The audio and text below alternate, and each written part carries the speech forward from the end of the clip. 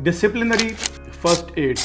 के बारे में हम पढ़ रहे हैं। First aid AID appropriate, immediate and decisive, यानी टीचर ने जब डिसिप्लिन के मामलात को देखना है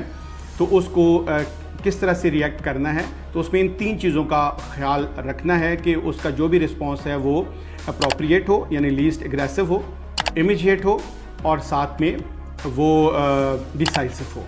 अब इसमें सिनेरियो डी हम आज डिस्कस करेंगे। सिनेरियो डी में ये है कि managing the ins and outs. Normal हमारे स्कूल में क्या होता है कि जब लेबॉर्ट्री के अंदर कोई पीरियड होता है या कंबाइंड कहीं पीरियड है, उसके बाद बच्चे अपनी क्लास से निकलकर वापस अपनी असल वाली जो क्लास में आ रहे होते हैं, तो अगर टीचर वहाँ पे मौजूद नहीं है तो बच्चे बेहंगम अंदाज से आते हैं, जोड़ियों की सूरत में, ग्रुप्स की सूरत में आते हैं। बाज़ औक़ात ऐसा है कि फर्नीचर भी टूट जाता है, कहीं डेस्क या बेंच टूट जाता है, कुर्सी टूट जाती है, शोर शराबा होता है, हल्ला गुल्ला बहुत ज़्यादा हो जाता है। अगर teacher well in time classroom के दरवाजे पर खड़ा हो जाए तो उससे होता यह है कि स्टूडेंट जो है वो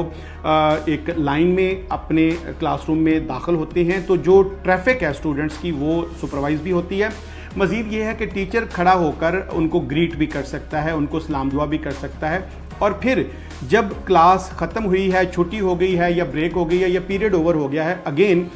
टीचर का ये रोल है कि वो खड़ा रहे और जब तक बच्चे निकल नहीं जाते तो वो इंतज़ार करे। बाज़ औक़ात ऐसा होता है कि लेसन प्लान जल्दी ख़त्म हो गया है, अभी बेल होने में 2-4 मिनट रहती हैं, तो टीचर का ये रोल बनता है, ये फ़र्ज़ बनता है कि वो उनको इंगेज रखे, उसी लेसन में से क्वेश्चन पूछना शुरू कर दे, उसी